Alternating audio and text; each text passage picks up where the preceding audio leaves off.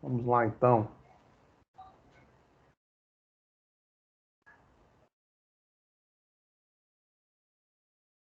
Perfeito. Sejam bem-vindos à nossa semana de sustentabilidade e responsabilidade social. Hoje a gente está com uma convidada super especial para abrir aqui essa semana no Unifavip, é o Ellen. E aqui eu vou ler um pouquinho do currículo de Ellen Gabriela de Aguiar Santos Dutra. Ela é graduada em comunicação, em administração pela Universidade Federal de Pernambuco e pós-graduada em liderança, inovação e gestão 4.0 pela PUC Rio Grande do Sul. Atualmente é analista financeira e administrativa do Instituto de Tecnologia de Pernambuco e diretora de planejamento estratégico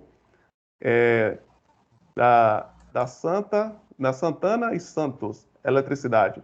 Possui experiência nas áreas de sustentabilidade e gestão de impacto. É membro do Conselho Municipal de Ciência, Inovação e Tecnologia de Caruaru, estando, no momento, como líder da Câmara de Cidade Sustentável. Então, Ellen, sejam bem-vinda. Obrigado aí por estar participando com a gente. E eu vou baixar aqui para você poder começar. Obrigado pela sua participação.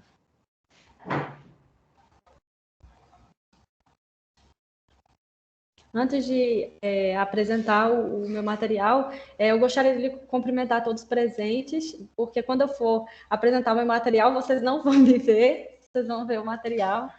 Então, para mim é uma grande honra estar participando dessa semana, desses dias de apresentação, falar sobre sustentabilidade e responsabilidade social junto à Unifavip.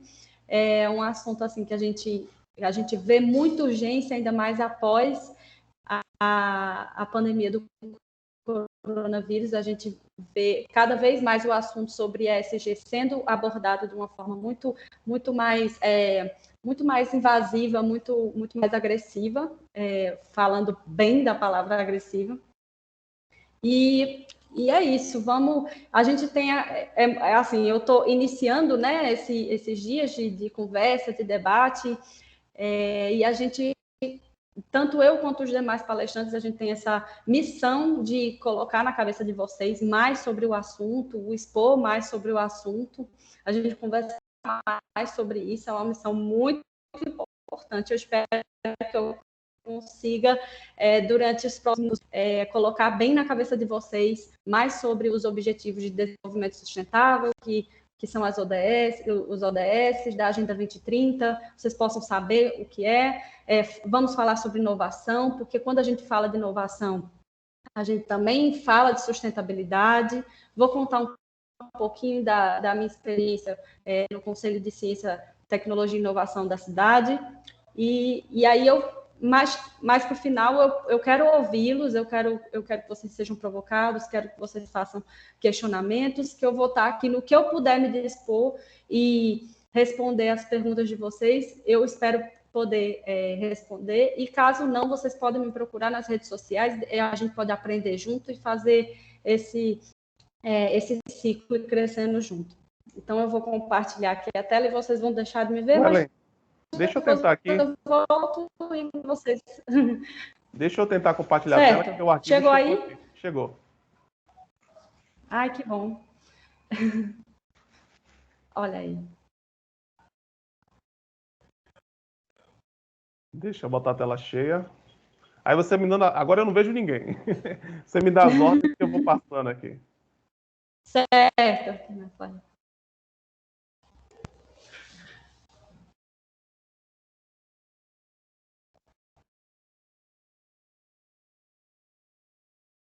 Carregou para você aí a tela? Carregou. Pronto. Você me diz aí. Quando eu passar a slide, é só mandar que eu toco aqui. Certo. Tu coloca só em modo apresentação. Ainda não está aqui. Eita, estranho para mim tá. Mas espera aí. Deixa eu tentar de novo. Tá. Faz parte do ao vivo digital. Vê agora. Agora sim. Então pronto, manda as ordens. Então, gente, negócios sustentáveis. Por onde começar a integrar os ODS no seu planejamento estratégico? Eu vou mostrar para vocês alguns passos, mas eu queria provocá-los. Eu não sei aqui quem já ouviu falar sobre os ODS, sobre os Objetivos de Desenvolvimento Sustentável.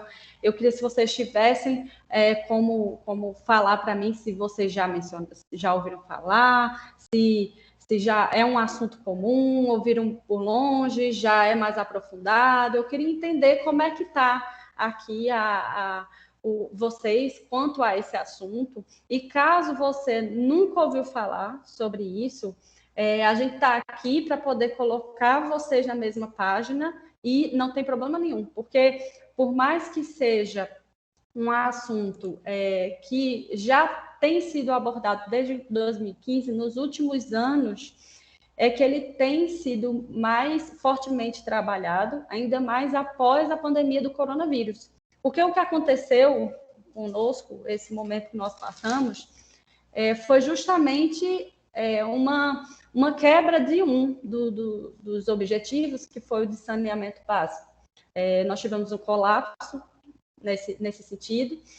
Então, esse assunto se tornou ainda mais urgente e também com o isolamento social foram vistos resultados muito fortes, de impactos muito fortes positivos no ambiente. Então, começou a se falar muito mais sobre isso nos últimos anos. Então, pode passar, Tenafly. Wellen, aqui Oi. Tem Adriano com a mão levantada, e no chat, não sei se você está conseguindo ver aí, tem o José da Silva, que falou que não recorda, e tem a Maísa, que é a primeira vez que tem acesso à sigla.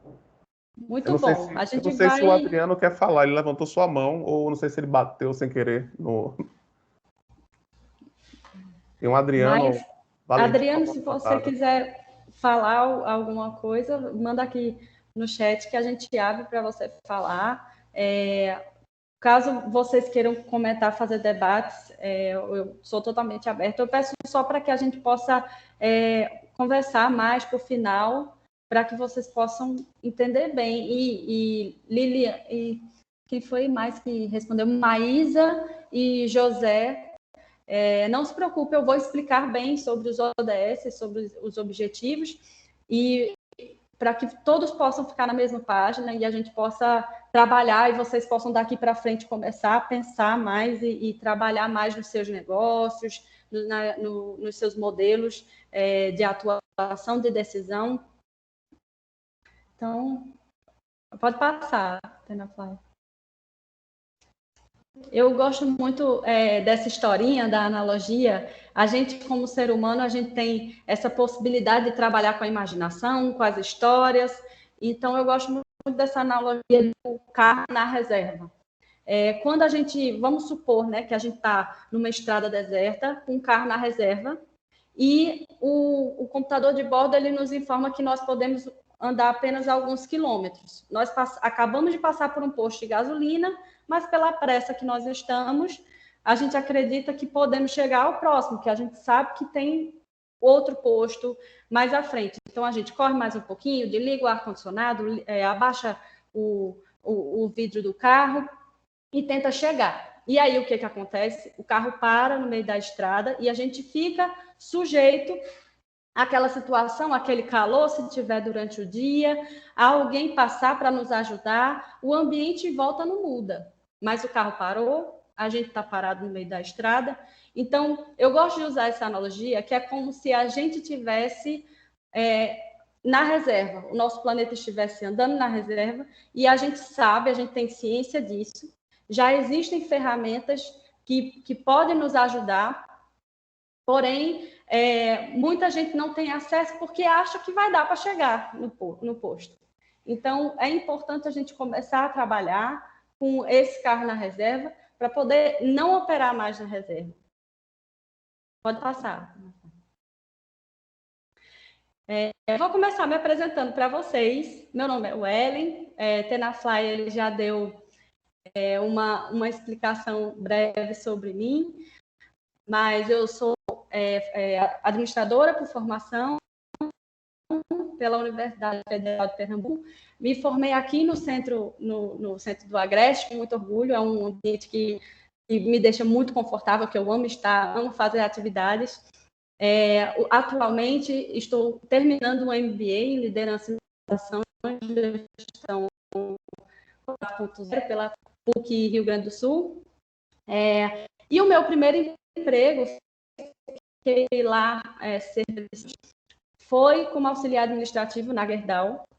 E foi a primeira vez que eu tive, de fato, um contato com práticas sustentáveis. Na época, quando eu entrei, em 2012, eu fiz uma visita à Sunorte, que é a usina da Gerdau, e fiquei impressionada com a forma que eles utilizam o ferro, o aço da sucata de volta no processo produtivo. Isso é a economia circular. Fora isso, eles também têm um trabalho muito uma preocupação enorme com os colaboradores, não só com os clientes. Então, várias práticas de integrações semanais, cuidam muito com a diversidade. Muitos diretores executivos, CEOs da Gerdau são mulheres, então tem todo um cuidado. Vocês podem pesquisar sobre o propósito da Gerdau, sobre a página. É uma empresa que é membro de vários programas e tem certificações que mostram esse lado de preocupação com a sustentabilidade. Após isso, eu empreendi durante alguns meses. Eu fazia brigadeiros, vendia na rua, vendia em consultórios. Fui explorar pelo lado do empreendedorismo, e foi aí que eu tive contato com pessoas diferentes. Eu conversava com várias pessoas. Eu sempre fui muito introspectiva, muito tímida, então foi uma coisa que me abriu para eu conversar com várias pessoas diferentes da minha realidade. Eu vendia na frente da escola, comecei a fazer encomendas, então foi algo muito libertador na época, de sair de uma empresa por tantos anos que eu passei e de repente me ver solta no mundo e fazendo o que eu queria. E depois eu fui encarar esse desafio no Instituto Tecnológico de Pernambuco, no ITEP, como analista financeiro e administrativo. E foi aí que eu entrei de cabeça no mundo da sustentabilidade, me apaixonei pela área, e principalmente vi, porque eu gosto muito dessa forma, dessa nova forma de ver os negócios com a forma da inovação. Sempre tive, desde a universidade, essa pegada de gostar de trabalhar com inovação. E eu vi que quando a gente fala de inovação sem falar de sustentabilidade, a gente não tem a gente não pensa em longo prazo. A gente está fadado a ter o fim do nosso empreendimento, da nossa organização. Então, a gente precisa ter tudo muito atrelado. Então, foi quando eu entrei de cabeça nisso. Hoje, eu sou líder de pessoas, também atuo como estratégia de responsabilidade socioambiental dentro dessa empresa privada, que é a Santana e Santos, que tem também essa preocupação com a sustentabilidade, com o cuidado com as pessoas. Eu também sou esposa e mãe. São os meus papéis fundamentais, os meus papéis mais importantes. Sou casada com esse cara da foto, uma pessoa maravilhosa, que é o Lucas Dutra, e tenho 2 filhas, Liz e Luma, que a minha família é quem me trouxe até aqui hoje. Eu costumo dizer que todo ano eu sou uma pessoa diferente, mas a minha essência, a minha família é que me mantém, é que me faz ser a pessoa que eu sou hoje, que me fez chegar onde eu sou, e que me faz com que eu me preocupe com o futuro. Também sou empreendedora. Eu costumo muito empreender no CNPJ dos outros, e também tenho meus projetos de empreendimento pessoal. Então, essa sou eu, prazer, e eu estou sempre à disposição também de vocês nas redes sociais. Vocês podem me encontrar. Pode passar, Ana Flávia. E quando a gente fala de propósito, né? Eu falei um pouco de propósito para vocês. Tem várias formas de você encontrar uma declaração, uma frase para falar sobre o seu propósito. A metodologia que eu utilizo, eu vou falar mais brevemente com vocês sobre isso, me levaram a essa ação, que seria abrir novos caminhos que levam a novas realidades. isso me traz até aqui, isso me destina nos caminhos que eu sigo. E quando a gente fala de onde a gente vai, a gente precisa entender o nosso propósito. O nosso propósito, ele já está lá, você não inventa, ele existe. Você muda as palavras, você faz um encaixe para se adequar ao seu estilo, à sua época de vida, mas ele já está lá, ele já está enraizado. Ele foi construído ao longo da sua formação. E eu sempre tive essa pegada de buscar novos caminhos, de buscar novas soluções para chegar a um resultado melhor, a novas realidades. Então, a metodologia que eu sigo me levou a essa declaração, que não é estática, porque nada é estático, tudo vai se moldando ao longo do tempo. Não pode passar, professor. Eu gosto muito dessa frase, coloquei ela bem no início. O Yuval, ele é um autor e professor israelense, ele escreveu esse livro, recomendo muito, Sapiens, e ele fala no livro sobre o porquê que a humanidade chegou onde chegou, por que a humanidade hoje domina o planeta, né? E ele traz questões principais que fizeram a humanidade se diferenciar dos outros animais e chegar hoje na dominação do planeta. Primeiro seria a forma como a gente trabalha em conjunto. Outros animais trabalham em conjunto, mas não da forma como nós trabalhamos. Porque além da gente unir nossas forças e trabalhar em comunidade, um humano sozinho, ele faz a comparação, se a gente colocar um chimpanzé numa ilha deserta e um humano, com certeza o chimpanzé vai se sair melhor. Mas se a gente colocar 1000 chimpanzés e 1000 humanos, o humano vai sair melhor. Porque quando a gente fala da comunidade, da interação, 1 mais 1 não é 2. 1 mais 1 é muito mais do que 2.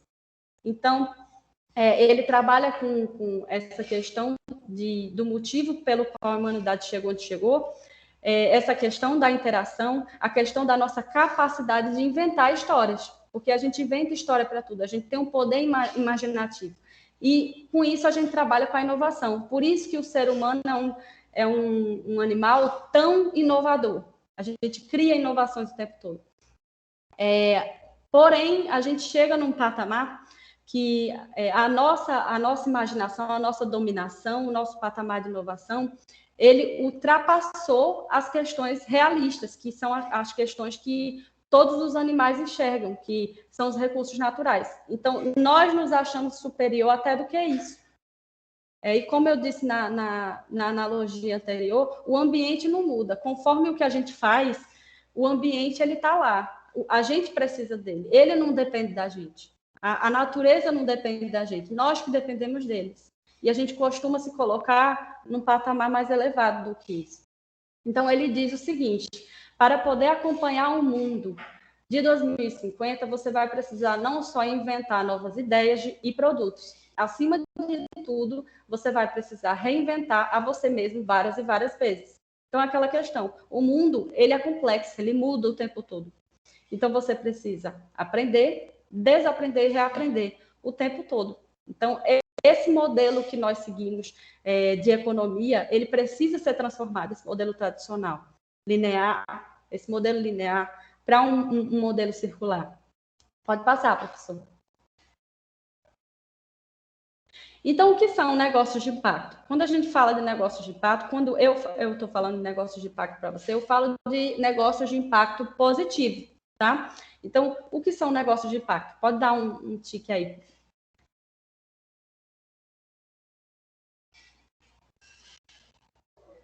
O Ellen, tu pediu o quê aqui para fazer o quê? Passar? Para aparecer aí a definição. Ah, tá. Valeu.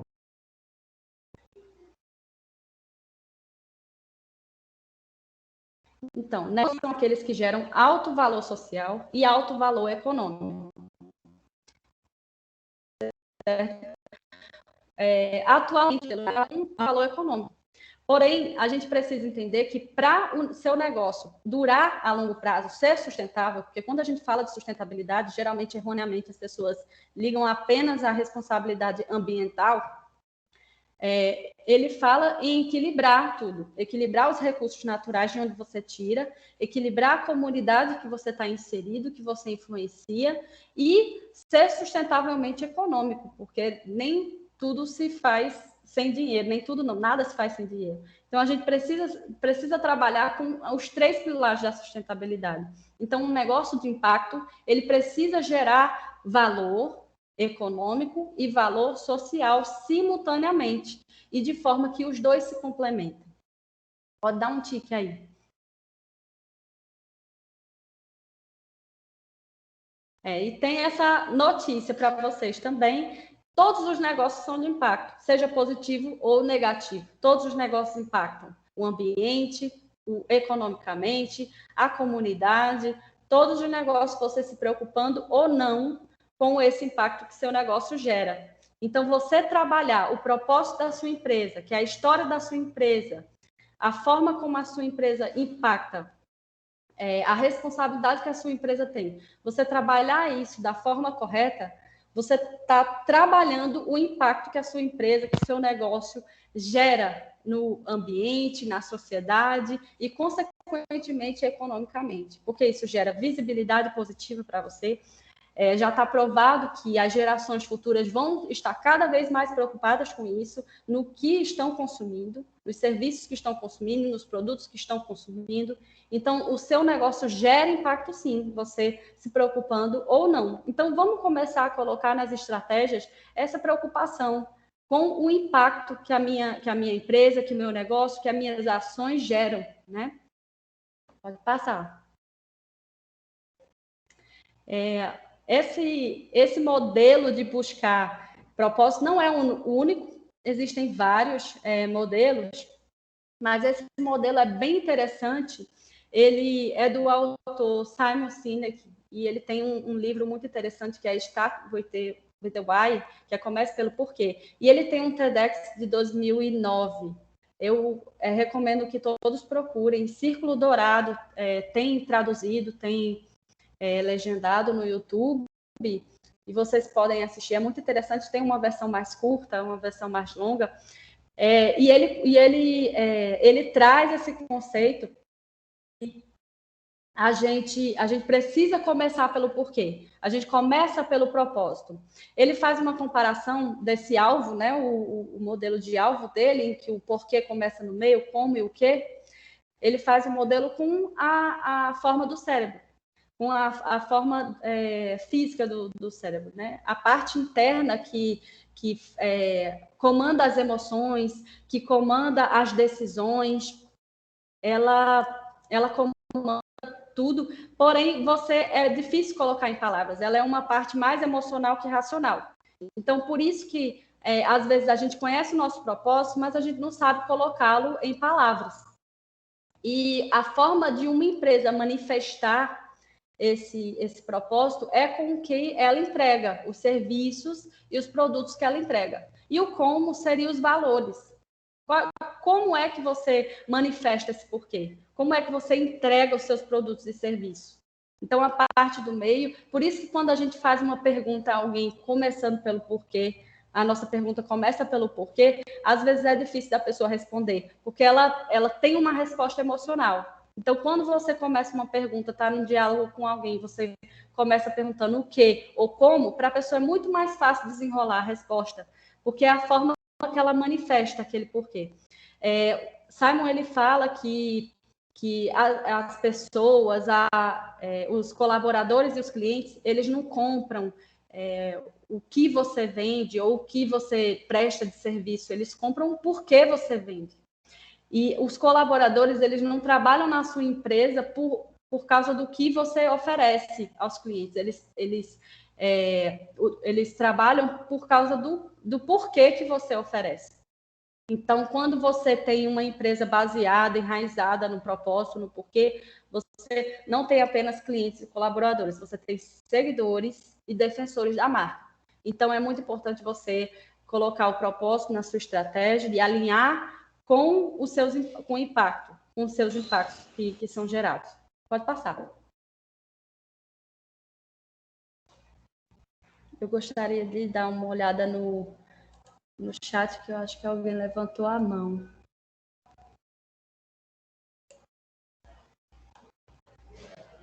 Sim, Wilson. É o Will, grande Will. Foi sem querer, Olá, Will? Wilson. Em questão de preocupações, teria como gerar os mesmos lucros, sejam econômicos ou sociais, tendo como objetivo projetos que tenham ações só positivas? Não sei se deu para entender. Deu para entender, sim, Will. Tem sim como gerar lucros. Inclusive, quando você trabalha baseado, você entende o seu propósito e você entende esse impacto que você gera, você tem como gerar lucro, até porque você gera uma visibilidade muito grande. E quando você, por exemplo, existem empresas como a Gerdau, que eu mencionei anteriormente, ela gerava um resíduo muito grande em questão de aço. E ela, trazendo esse aço de volta para o processo produtivo, ela consegue baratear esse processo, fazendo essa logística reversa. Eu vou mostrar para vocês a estrutura, eu botei no material, a estruturinha da economia circular, ela gera uma logística reversa que barateia os custos de produção. Então, você consegue gerar uma redução dos seus custos, um aumento dos seus lucros, e você consegue atrair, engajar mais pessoas, atrair mais clientes, atrair mais pessoas que sejam aderentes da causa, porque você gera um impacto. Então, por isso que é importante, eu vou falar até em um dos passos, é importante você registrar e você divulgar as suas ações, o que você está fazendo. Porque não é questão de você, eu vou mostrar o que eu estou fazendo, não. É importante você mostrar para que os seus clientes, os seguidores, os defensores da marca vejam e também outras empresas sigam como exemplo, entendeu? Então, você consegue trabalhar com uma lucratividade maior, sim, também. Então, eu espero que eu tenha conseguido responder. Caso não, você fala que a gente tenta responder também.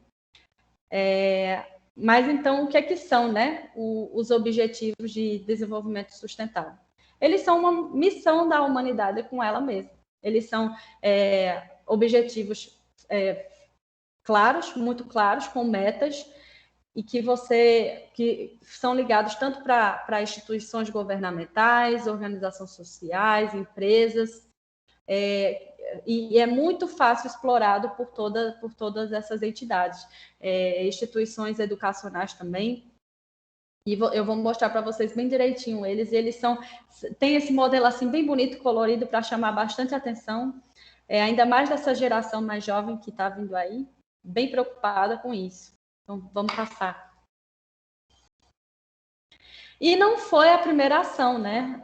Os objetivos do milênio, os ODMs, foram as primeiras iniciativas que a ONU fez, a Organização das Nações Unidas, para começar a alinhar e padronizar de forma mundial esses objetivos, né? Então, foram 8 objetivos, primeiro, que foram criados, erradicar a pobreza extrema, a fome e a pobreza extrema, atingir o ensino básico universal, promover a igualdade entre os sexos e a autonomia das mulheres, reduzir a mortalidade infantil, melhorar a saúde materna, combater o HIV, a AIDS, a malária e outras doenças, garantir a sustentabilidade ambiental, estabelecer uma parceria mundial para o desenvolvimento.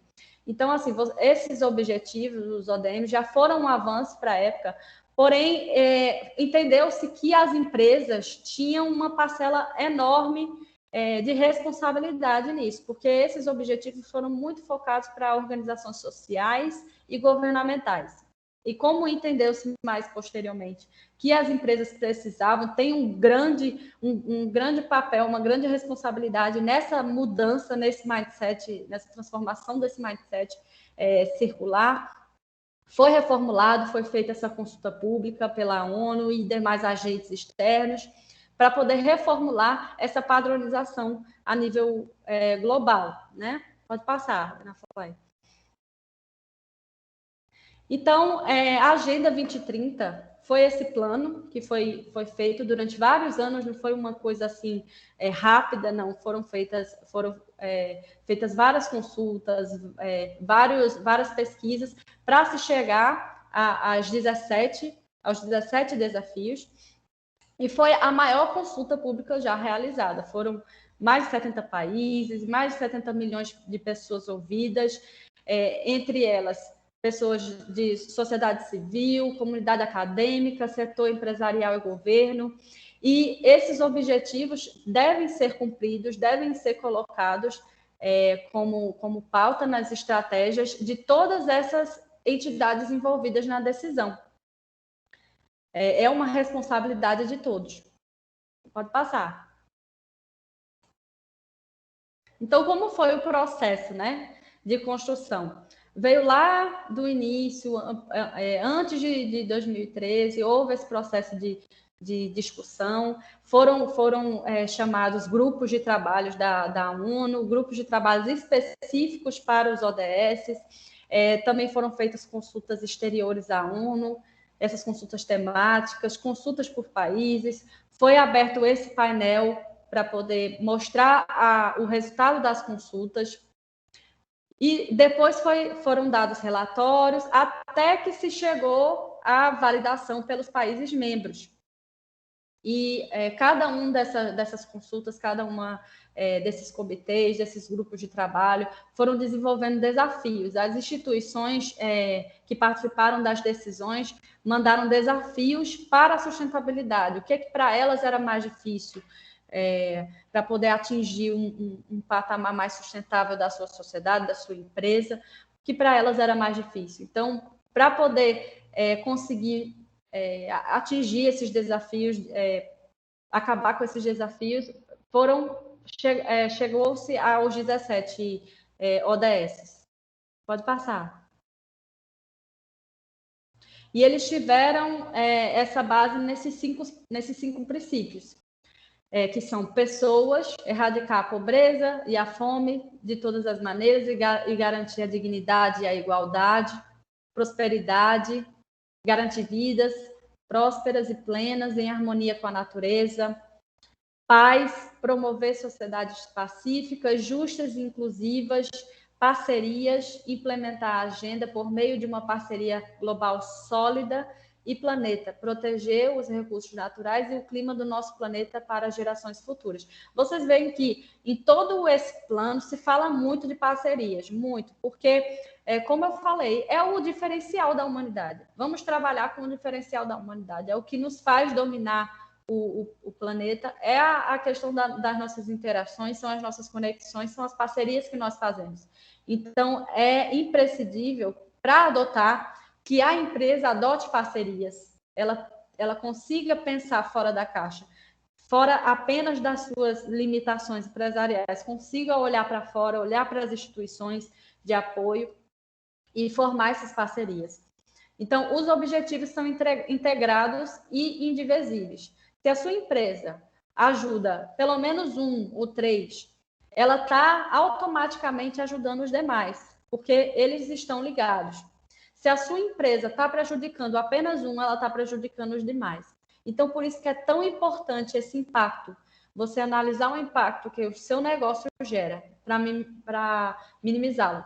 E elas mesclam o tripé do desenvolvimento sustentável. Elas não trabalham só a parte ambiental, elas não trabalham só a parte social. Elas trabalham principalmente a parte econômica também da sua empresa. Então, ela garante, de fato, que a sua empresa esteja ativa no futuro, que ela esteja lá e de uma forma competitivamente saudável. E suas metas irão estimular e apoiar ações em áreas de importância crucial para a humanidade. Pode passar. Aqui é outra forma de vocês verem como elas se integram ao tripé da sustentabilidade. A biosfera, você vê, são 4 objetivos ligados só à biosfera. A parte de sociedade é a que tem mais. São 8 no total. E economia, 4. E o que liga todas elas, que são as parcerias, para a integração, que é o objetivo 17, para que toda essa roda gira de forma correta. Pode passar.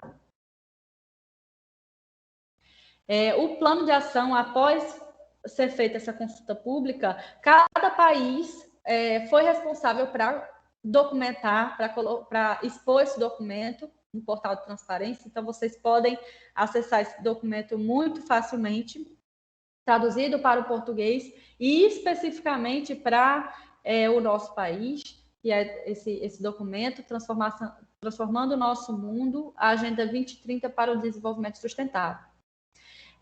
São 17 ODS, como eu havia dito, cada uma ODS contém metas muito claras, são de 9 a 12 metas cada objetivo. No total, são 169 metas. E é muito claro você ver qual meta compete à área empresarial, à área de organizações sociais, governamentais. É muito fácil você conseguir identificar isso.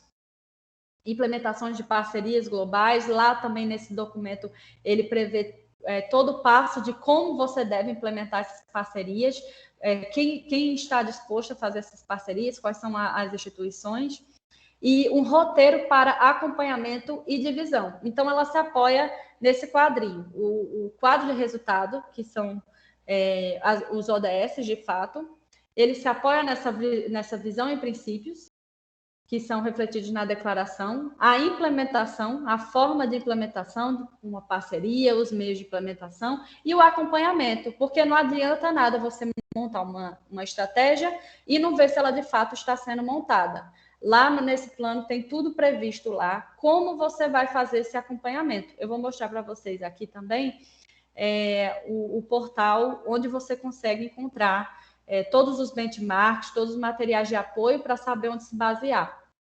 Pode passar. E aí estão os objetivos. Ontem foi aniversário dos ODS, então foram vários portais, várias empresas que possuem eles como estratégia, divulgaram isso. Ontem eles fizeram aniversário. E eu gostaria muito de ler para vocês cada um dos objetivos, porque cada um é muito importante. Então, vamos lá. Erradicação da pobreza, fome zero, boa saúde e bem-estar, educação de qualidade, igualdade de gênero, água limpa e saneamento, energia acessível e limpa, emprego digno e crescimento econômico, indústria, inovação e infraestrutura, redução das desigualdades, cidade e comunidades sustentáveis, consumo e produção responsáveis, combate às alterações climáticas, vida debaixo d'água, vida sobre a terra, paz, justiça e instituições fortes, e parcerias em prol das metas. Então, esses são os 17 objetivos. Vocês podem ver que eles são bem diversificados. Eles estão abrangendo bem todos os 3 pilares da sustentabilidade. Eu queria contar um pouquinho para vocês a experiência do Conselho de Ciência e Tecnologia, o qual eu, Tenafly, fazemos parte. A gente decidiu seguir como base os objetivos para as nossas estratégias, e nós seguimos os passos recomendados pelo Pacto Global, que eu vou mostrar para vocês. Nós escolhemos 3 para poder focar, e nessas 3 nós montamos câmaras de atuação. Então, nisso a gente vai colocando ações, estratégias de ações, em cada uma dessas câmaras que focam cada um dos ODMs. ODS.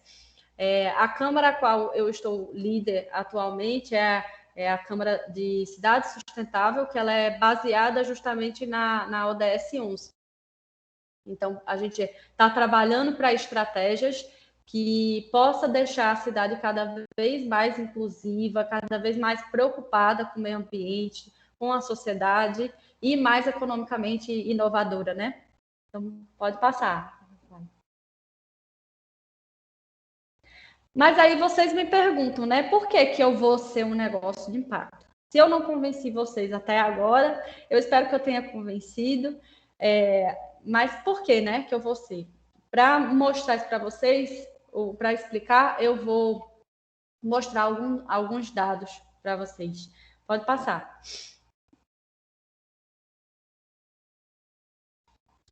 Esse senhor muito simpático é o Rui Shiozawa. Não sei se vocês já ouviram falar dessa empresa, a qual ele é o CEO Brasil, que é a Great Place to Work. É uma empresa que ela ajuda outras empresas a se tornarem melhores lugares para se trabalhar. Ela ajuda você, como instituição, a se tornar o melhor lugar para o seu colaborador. E eles também produzem pesquisas que mostram que isso impacta diretamente nos seus resultados. Eles ajudaram a formar aquela edição da revista, que tem uma revista, eu não lembro agora, deu um branco, a revista que publica as melhores empresas para se trabalhar, é a partir de pesquisas deles, da Great Place, e eles têm como propósito isso, Great Place to Work for All, que são melhores lugares para trabalhar para todos. Então, não adianta ser para ser segregativo. Não, tem que ser diversificado. Porque quando a gente trabalha com diversidade, a gente trabalha com inovação. Quanto mais diversificado é a sua instituição, mais inovação ela gera. Mais navegar num oceano azul, ela navega. Então, ele diz a seguinte frase, ele diz que só há 2 papéis na inovação. Ou você é agente, ou alguém irá fazer por você. Então, se você não levantar da cadeira e começar a mudar a sua organização, começar a colocar mais inovação na sua organização, outra empresa vai fazer na sua frente. E, com certeza, mais para frente, você não vai conseguir se sustentar, pelo menos da mesma forma. Eu vou mostrar alguns dados para vocês sobre isso também. Pode passar.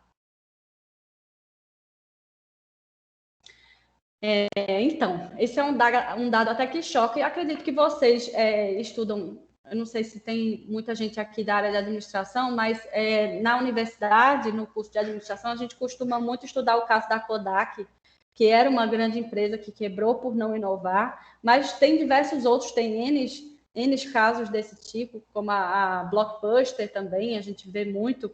Mas em 2000, segundo a Fortune, que é uma revista muito conceituada norte-americana, 50% das 500 maiores empresas desapareceram do ano de 2000 até agora. Então, isso mostra que você pode ter uma empresa grande, você pode ter uma empresa solidificada, uma marca solidificada, mas se você não trabalhar com inovação, isso não garante a sua permanência a longo prazo. E quando a gente trabalha com inovação, a gente trabalha, como eu falei, com diversidade, com sustentabilidade, com equilíbrio entre ambiental, econômico e social.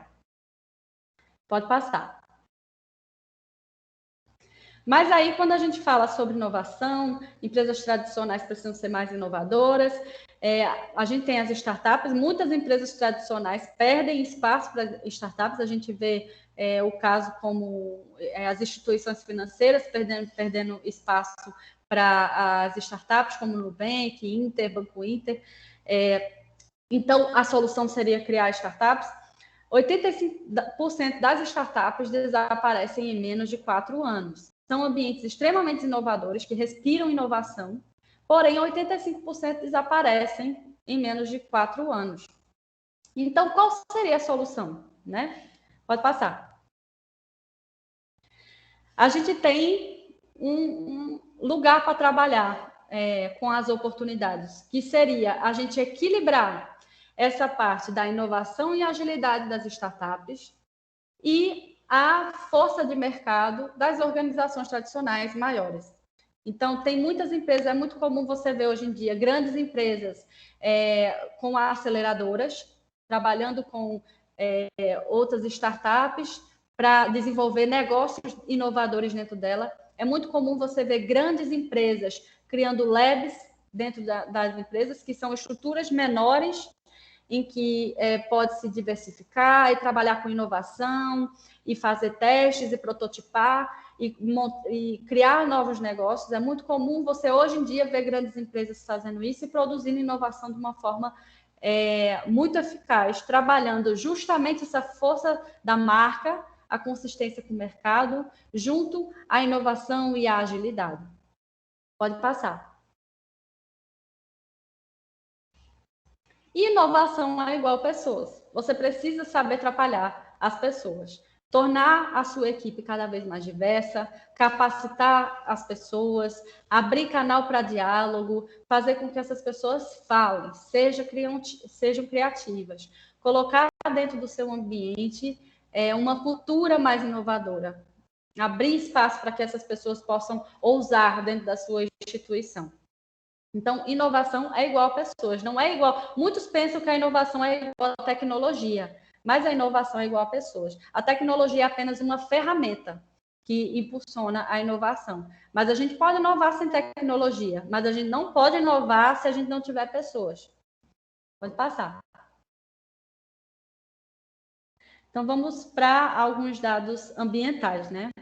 Eu acredito que todo mundo aqui lembra da tragédia de Brumadinho, ocasionada pelo um descaso, né, com a Vale, que é uma empresa que opera muito em economia linear. Ela vem mudando após essas duas tragédias, ela vem mudando esse mindset, mas ainda a passos muito curtos.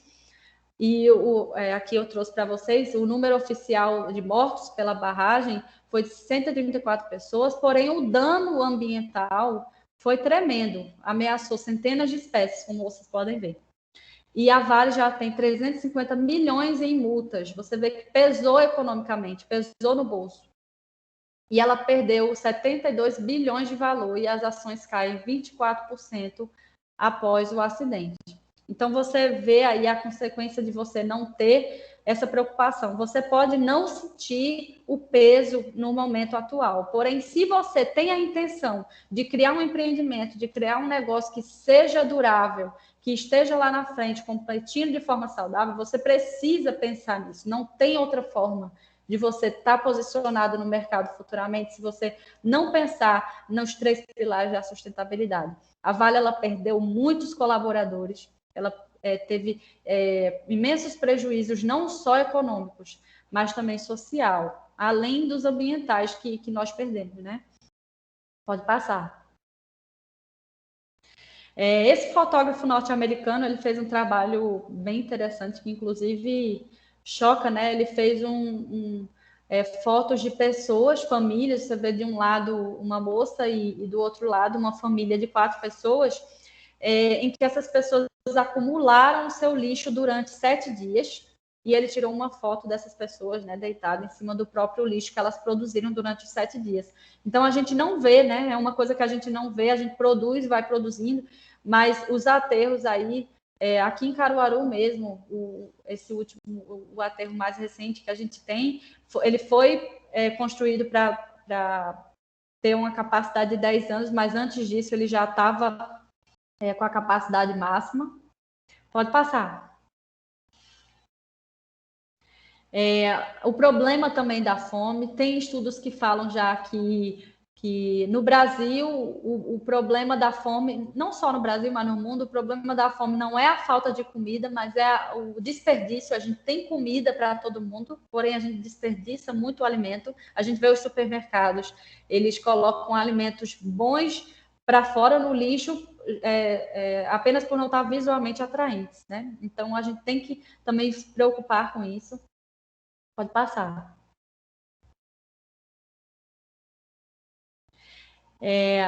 Também temos esse dado aqui que é muito importante para a nossa região, que a gente trabalha com a parte de têxtil.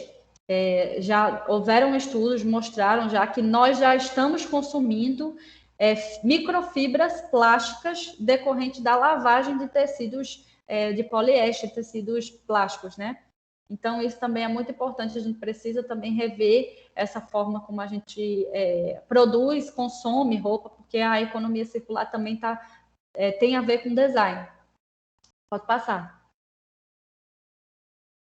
Esse dado aqui é interessante, essa instituição, ela todo ano, ela mostra o dia quando nós atingimos a capacidade, porque a natureza ela tem o poder de se regenerar, porém a nossa produção, o nosso consumo está ultrapassando isso. Então, ela sempre coloca o dia em que nós atingimos a nossa capacidade máxima de extração da natureza.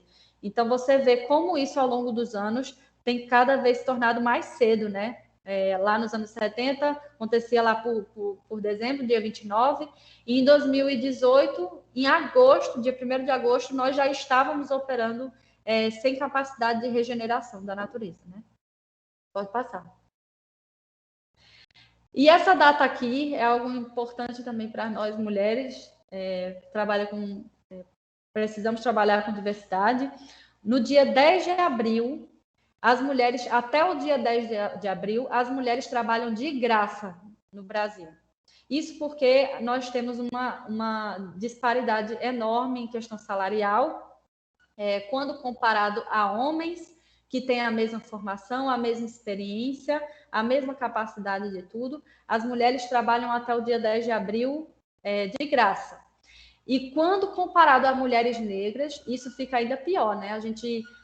As mulheres negras trabalham até dia 7 de agosto de graça. Então, até o mês 8, a disparidade é tão grande que até o mês 8 não se recebe. Pode passar.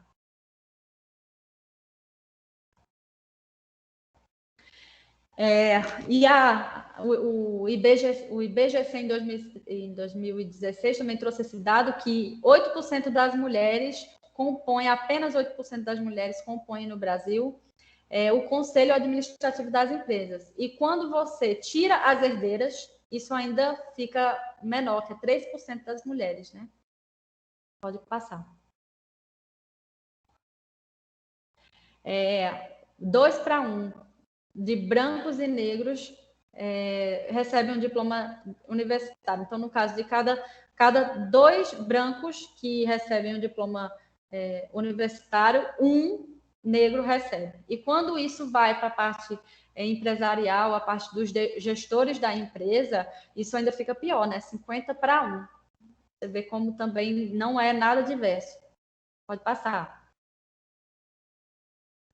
Mas, assim, isso está se transformando ainda muito lentamente. Então, foi feito um estudo que mostra que essa igualdade étnico-racial vai se chegar apenas em torno de 2089. É muito tempo. A gente precisa agilizar esse processo. Em 2089, nós vamos estar comemorando 201 anos da Lei Áurea, para vocês terem noção. Então, precisa agilizar esse processo. Pode passar. Quanto à orientação sexual também, 7% dos gestores, eles afirmam que não contratariam homossexual em hipótese nenhuma. Isso são os que afirmam, né? Fora os que não admitem. E 11% afirmam que até contratariam, mas não para atingir o cargo de visibilidade. Então, você vê como ainda está também caminhando a passos lentos. Pode passar. Agora vamos falar um pouco das mulheres na liderança, né? Esse estudo foi feito pelo Great Place e ele mostra que 45% das mulheres estão no cargo de liderança nas melhores empresas para se trabalhar no Brasil. Quanto nas empresas tradicionais, 38%. Quando você vai comparar isso com o mundo, 16% dos cargos de liderança são das melhores empresas para se trabalhar no mundo, contra 5% da média mundial. Né? O Wilson está fazendo uma pergunta aqui. O que você faria para agilizar esse processo? Sendo que eu acho que seria necessário um boom para isso acontecer. Que boom seria esse em relação à igualdade? Então, assim, na minha opinião, Wilson, eu acredito que precisaria ter uma mudança dentro primeiro da liderança, dos gestores da empresa, porque quando a gente quer mudar a cultura de uma empresa, primeiro a gente tem que mudar o mindset dos gestores. Cada vez mais colocar mulheres dentro do RH para selecionar pessoas, negros dentro do RH para selecionar pessoas, pessoas que são homossexuais, uma diversidade maior compondo esse núcleo de pessoas que seleciona pessoas para dentro dos cargos de gestão das empresas, dos conselhos administrativos. Porque quando a gente muda esse mindset dentro do núcleo de gestão, dentro do núcleo executivo, a gente consegue, porque a liderança nada mais é do que uma porta-voz da cultura organizacional. Então, a gente só muda a cultura organizacional dessa forma, quando a gente muda a liderança. Mas se são os donos das empresas que precisam fazer isso, quem colocaria essas pessoas para dentro? Então, isso daí também é complicado. É uma questão assim que a gente vive muito no nosso momento aqui na região, porque nós temos empresas de médio, pequeno porte, em que de fato, quem escolhe são os donos, os fundadores da empresa. Isso daí, de fato, precisa haver um trabalho até das instituições do governo para que até trabalho assim nosso, como nossos atores, nós atores do conselho, para conscientizar, para fazer mais eventos de interação, para que se entenda até para a parte de sucessão dessas empresas dentro das universidades essa importância da inovação, colocar dentro da cadeira, porque isso afeta diretamente a inovação da empresa. Quando você coloca dentro da empresa pessoas muito parecidas, pessoas com perfil muito semelhante, não gera conflito positivo, que eu quero dizer, conflito que gera ideias. Então, você precisa colocar na cabeça desses fundadores que é necessária essa diversidade, até para o bem da empresa, porque a gente sabe, assim, que muito, até pessoas assim mais antigas, mais velhas, têm esse mindset muito enraizado pela cultura que foi inserida, pela cultura que foi criado, entende? Então, isso também é um trabalho não só a nível empresarial, mas tem que ser a nível de ecossistema mesmo, entendeu? Pode passar, Tenafly. Pode falar, Wilson, se tiver mais alguma questão. Então, para você ver, eu trouxe esse dado para vocês verem a importância da liderança das mulheres, não só das mulheres, mas assim, especificamente esse dado traz a importância, né? O PIB brasileiro em 2018, ele cresceu 1,1% em comparação ao ano anterior. As melhores empresas para se trabalhar no Brasil cresceram o dobro, 2,0%. Porém, as melhores empresas para se trabalhar, lideradas por mulheres, onde tem CEOs mulheres, diretoras executivas mulheres, elas cresceram 12,2%. Então, você pode ver que como isso influencia, né? Os resultados da sua empresa. Não só você ter um ambiente em que você tem esse melhor lugar para trabalhar para os seus colaboradores, como você promover a diversidade, você incluir mais mulheres no seu conselho administrativo, né? Pode passar. Eu trouxe aqui para poder vocês verem essa disparidade entre o modelo da economia linear e no próximo slide eu vou mostrar da economia circular, né? Então, como é que funciona? Como é que sempre funcionou desde a Revolução Industrial até muitas empresas hoje em dia, né? Acontece a extração da matéria-prima na natureza, fabricação, distribuição, consumo, descarte e disposição final. Não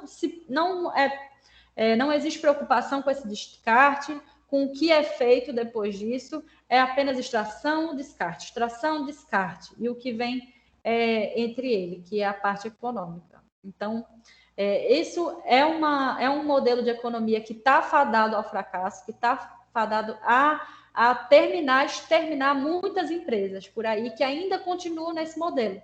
Porque a natureza ela não se regenera ao mesmo tempo em que nós extraímos ela. E a tendência da demanda é só crescer. As necessidades só crescem, a busca por soluções só cresce. Então, você ter esse mindset de preocupação com esse desgaste, com esse descarte, e ter uma forma de colocá-lo de volta ao processo produtivo é cada vez mais importante para te colocar mais lá na frente, numa posição confortável. Pode passar. Então, o modelo circular. Você retira a matéria-prima, mas não retira tanto mais, porque você já está colocando de volta algum processo para poder utilizar economicamente. É feita a produção, distribuição, consumo. O consumo é reutilizado dentro das próprias casas, separação, a recolha e a reciclagem. É feito esse processo da logística reversa, né, que eu havia dito anteriormente. E é gerado desperdício que não pode se reutilizar. Mas aí você vê que há a matéria-prima não é só extraída, também é utilizada, como eu falei anteriormente sobre o exemplo da Gerdau, que também não só extrai, ela pega o material também que foi descartado para colocar dentro do seu processo produtivo, e o metal é algo que não se perde o valor.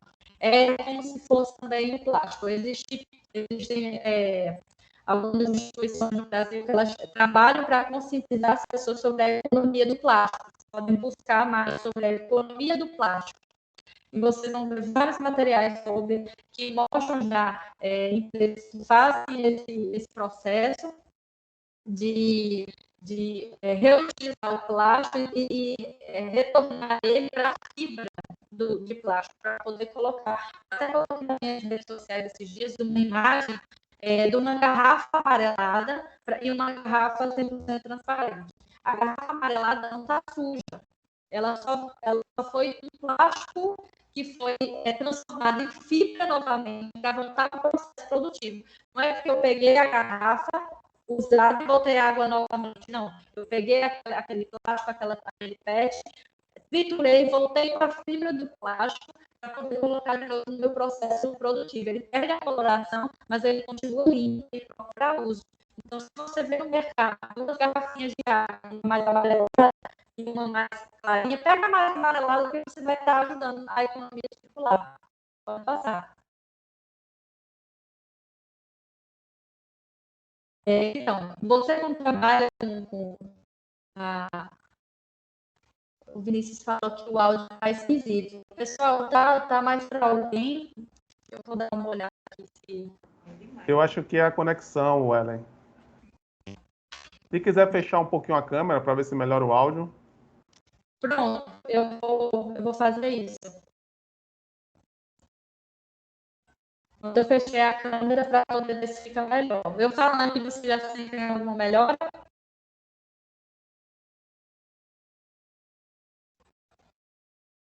Fala aí de novo, Ellen, só para a gente ver. Então, vocês conseguiram sentir alguma melhora na minha câmera desligada? Dá para entender, mas está um pouco metalizada. Mas dá para entender, né, gente? Vamos seguindo, né? Entendi. Mas valeu, Ellen. Vamos lá. Então, eu tô falando um pouquinho mais rápido para poder a gente acreditar. Eu vi que a gente estava falando o tempo um pouquinho.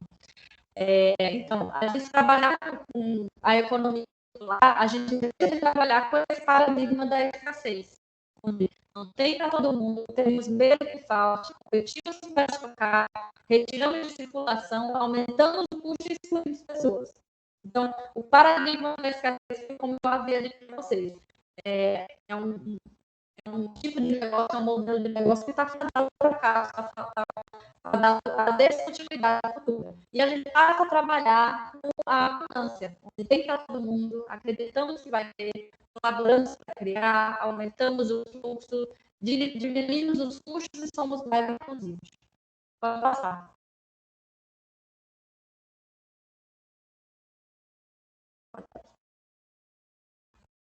Pode passar. Entendeu? Então, aqui só é alguns exemplos que eu trouxe para vocês, que são a materialização dos ODS dentro da Votorantim, que é uma grande empresa que tem diversos segmentos, diversas formas de entrega de produtos. Então, ela consegue trabalhar bastante com todas as ODS. Então, você vê aí eles colocando direitinho cada ODS aonde se encaixa, como se trabalha na estratégia, na governança. Um exemplo da Tigre. A Tigre é uma empresa que ela é membro do Pacto Global. Também vou falar rapidamente sobre o Pacto Global para vocês. Mas a Tigre gera normalmente esses relatórios de responsabilidade socioambiental. Também é interessante você ver como modelo. Pode passar. A Danone também, ela é uma empresa que ela faz parte do Pacto Global. Hoje ela é a maior empresa certificada dele no mundo. Também vou falar rapidamente sobre a certificação dele. E a empresa tem uma ação interessante. Ela ajuda uma região que é muito pobre, ela conseguiu descobrir através de pesquisas que as crianças não conseguem aprender na escola de forma 100%, de forma correta, elas não têm uma alimentação nutricional de qualidade. Então, elas desenvolveram para as crianças e elas repassaram 10 dessas comunidades para que vendessem a baixíssimo custo para as crianças. E nisso ela conseguiu aumentar a renda dessas famílias, o dobro, por causa dessa ação. E, além disso, conseguiu aumentar o rendimento escolar dessas crianças. E essa ação específica, ela está sendo escalada para todos os lugares onde a Danone tem atuação, todos os países. Aqui no Nordeste, nós já temos também a ação começando. Pode passar.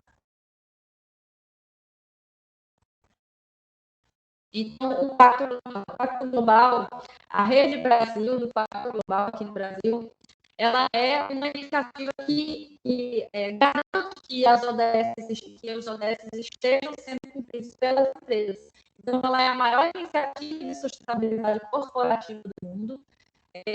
Membros dela já são mais de 12 mil empresas, 4 mil não empresariais, e ela está presente em 160 países.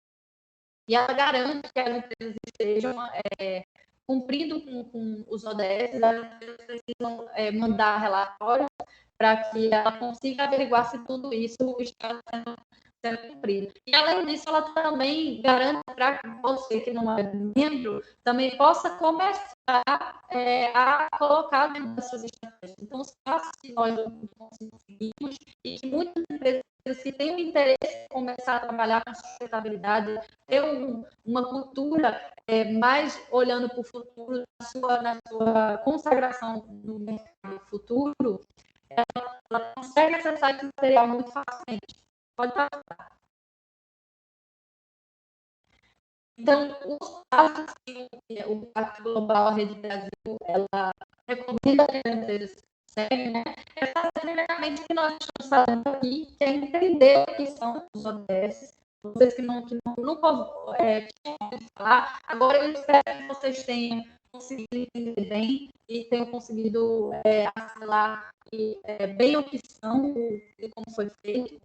Definir as prioridades. Então, ela orienta para que uma empresa claro que uma empresa grande pode focar em mais, mas uma empresa menor pode eleger 3 ODS principais, sempre visando o impacto negativo e positivo. Onde a minha empresa gera impacto negativo? Como eu posso minimizar isso? Ou como eu posso acabar com isso? E onde a minha empresa gera impacto positivo ou pode gerar? Como eu posso maximizar esse impacto positivo? Como eu posso gerar impacto positivo caso eu não gere? Então, sempre priorizando isso, eleger 3 prioridades, 3 objetivos prioritários. E, com isso, estabelecer as metas. Vai lá no site da Agenda 2030, que também cada uma dos ODS possui várias metas, olhar as metas que se aplicam à sua empresa, fazer as adaptações e colocar as metas na sua estratégia de negócio. Tem lá. Lembrando que os ODS foram validados mundialmente por mais de 70 países. Então, é uma metodologia validada. Já está lá mastigadinho para você colocar nas suas estratégias.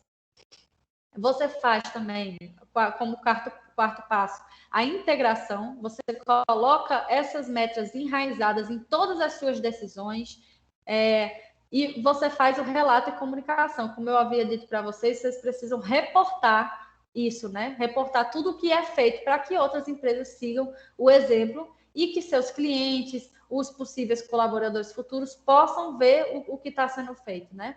Pode passar. Ô, Ellen, Oi? agora voltou bem, a sua voz está bem melhor agora. Eu só, para lembrar aí do horário, porque tem uns alunos que entram em aula daqui a pouco, 19 horas.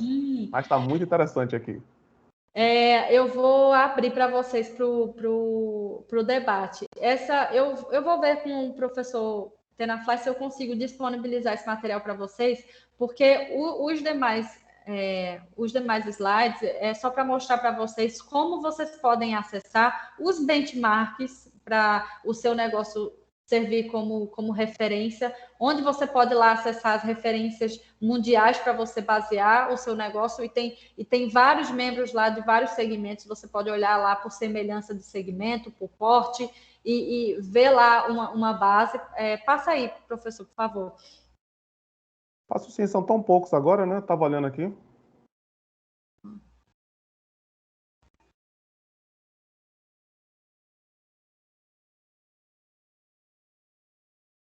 Alô? Ellen, tá ouvindo Oi, ali? passa aí, por favor, professor. Mais uma? Uhum. Pode passar mais? Pode. Ué, tá o mesmo? Poxa, não tá passando, não é? Eu tava passando não para mim aqui. Aqui tá passando. Deixa eu ver se o pessoal tá. Quem tá assistindo aí pode botar no chat. Agora tu tem que ver, Ellen, que eu não consigo ver o chat, não. Pronto, passou agora. E o sistema B é o certificado que eu havia dito para vocês, que são um laboratório norte-americano que ele certifica as empresas que são melhores para o mundo. Ele tem esse conceito de que precisa mudar a economia para poder não premiar mais as empresas maiores do mundo, melhores do mundo pela sua rentabilidade, mas as melhores para o mundo, as que geram mais impacto positivo, né? Então, pode passar. Está acabando já. A Exchange também, ela traz também dados, ela dá esse apoio para quem quer trabalhar com economia circular. Pode abrir, pode passar. E eu também trouxe essa frase para vocês, que é quando você faz uma escolha, você muda o futuro. Então, até quando você escolhe não fazer nada, você muda o futuro. Então, você precisa optar por seguir um caminho, seguir o seu propósito, para que o futuro possa ser diferente para você e para o mundo. Então, é isso, pessoal. Eu agradeço pela atenção. Peço 1000 desculpas por ter extrapolado o tempo. Eu costumo fazer isso sem falar demais. Vou abrir a câmera aqui para poder abrir para debates e ouvir vocês direitinho.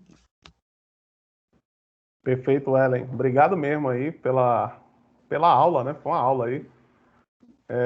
Gente, quem está acompanhando o chat, só para dar um aviso aqui, Ellen, e está aqui e não fez a inscrição para a liberação do certificado, por favor, faz a inscrição no evem3.com.br/social 2021, certo? E se você gostou dessa oportunidade de gerar negócios aí com inovação, o conselho também que o Ellen faz parte, abriu a inscrição aqui, eu botei no chat, que é a rede de inovação Mestre Vitalino, que está treinando as pessoas para o Centelha, um edital que vai liberar R$60 mil para as 60 melhores ideias de Pernambuco. Então, pode permitir que um CPF vire um CNPJ, e essas ideias aí que o Ellen colocou são bem legais. E aí, só para finalizar minha fala, continue nossa trilha. Amanhã a gente tem dia 29, Johnny, e na sexta-feira nós temos Maíra, que é também do Sistema B aqui de Pernambuco. Vamos embora. O Ellen, está com você aí.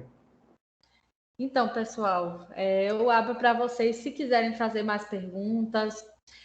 Onde eu consigo, o Vicente está perguntando, onde eu consigo o certificado mesmo?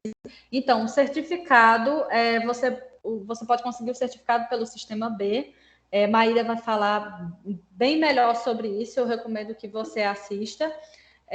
Mas o B-Labs é um laboratório importantíssimo que faz esse certificado nas empresas que melhor geram impacto e tem crescido cada vez mais.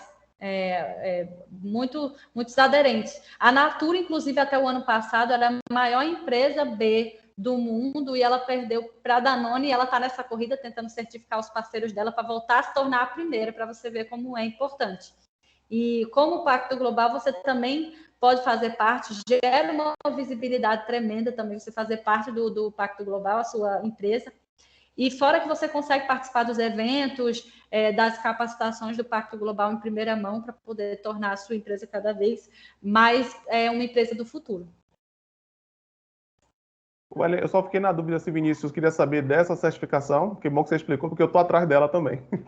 Mas se for o certificado do evento, eu botei o link. Ah, ele deu obrigado, então era essa mesmo, então nem vou falar do certificado do evento.